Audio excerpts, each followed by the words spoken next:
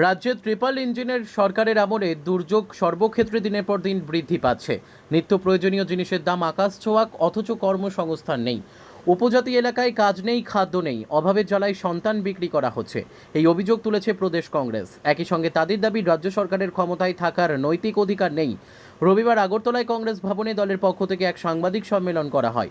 প্রদেশ মুখপাত্র প্রবীর চক্রবর্তী রাজ্য সরকারের তীব্র সমালোচনা করে বর্তমান মুখ্যমন্ত্রীকে সবচাইতে ব্যর্থ বলে উল্লেখ করেন। একই সঙ্গে বিদ্যুতের বেহাল পরিষেবা ও খাদ্য সামগ্রীর আকাশ ছোঁয়া দামের জন্য তিনি বিদ্যুৎ মন্ত্রী ও খাদ্যমন্ত্রীর সমালোচনায় মুখর হন।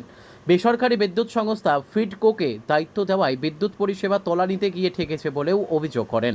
বেসরকারি সংস্থার হাতে বিদ্যুতের দায়িত্ব তুলে দেওয়ায় সমালোচনা করেন সরকারের। প্রবীরবাবু এদিন আত্মবিশ্বাসের সঙ্গে বলেন, আগামী 4 জুন কেন্দ্রীয় সরকার আর থাকছে না। এই রাজ্যে দ্রব্যমূল্য আজকে আকাশ ছোঁয়া। ডাল, তেল, এই সমস্ত সামগ্রীর নিত্য প্রয়োজনীয় পণ্য সামগ্রীর দাম যেমন আকাশ ছোঁয়া, অন্য দিক থেকে আমরা দেখছি শাক সবজি ফল পচারি তার দামও আজকে আকাশ ছোঁয়া। আলু পেঁয়াজ 35 টাকা 40 টাকা কেজি দর আজকে বিক্রি হচ্ছে। কোথায় নিয়ে দাঁড় করিয়েছি?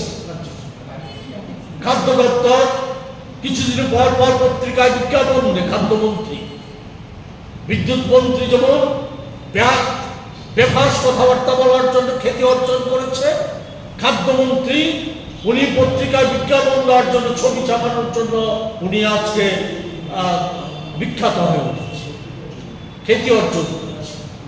উনি বড় বড় বিজ্ঞপ্তি দেন, অথচ বাজারকে নিয়ন্ত্রণ করতে পারছে। কালোবাজারি মুনাফাখোর মজুতদাররা তারা খেয়াল খুশি মতো বাজারকে নিয়ন্ত্রণ করছে, মানুষের নাভিশ্বাস হতে যাচ্ছে।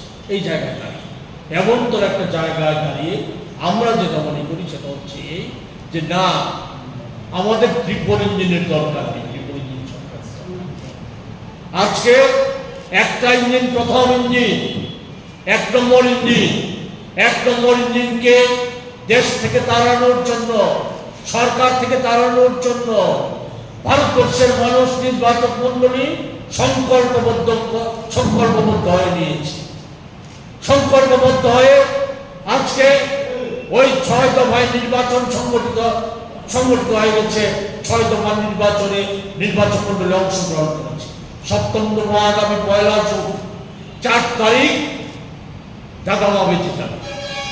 যে 4 তারিখ আমরা নিশ্চিত যে প্রথম ইঞ্জিন কেন্দ্রীয় সরকার, যারা সবচাইতে বড় ঠকবাজ, সেই সরকারটা আর থাকছে না। দেশের মানুষ সেটাকে বিতাড়িত করবে, দেশের মানুষ বিতরণ করবে। Bureau report, news daily Bharat.